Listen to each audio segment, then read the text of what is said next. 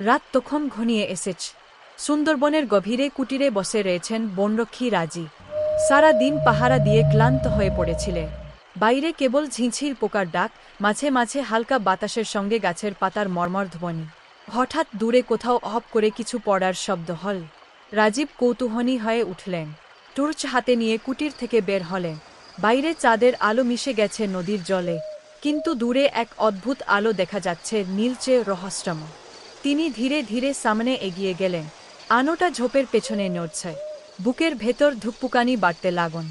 এগিয়ে যেতেই দেখলেন একজন সাদা শাড়ি পরা মহিলা দাঁড়িয়ে আছে, চুলগুলো তার এলোমেলো, চোখ দুটো যেন জ্বলছে। রাজীব ভয়ে পেছাতে গেলেন, কিন্তু শরীর যেন শক্ত হয়ে গেছে। সেই মহিলা আস্তে আস্তে তার দিকে এগিয়ে এল। কাঁপতে কাঁপতে রাজীব জিজ্ঞেস করলেন, কে তুমি? মহিলা কোনো উত্তর দিলেন, শুধু হাত বাড়িয়ে দিল তার দিকে।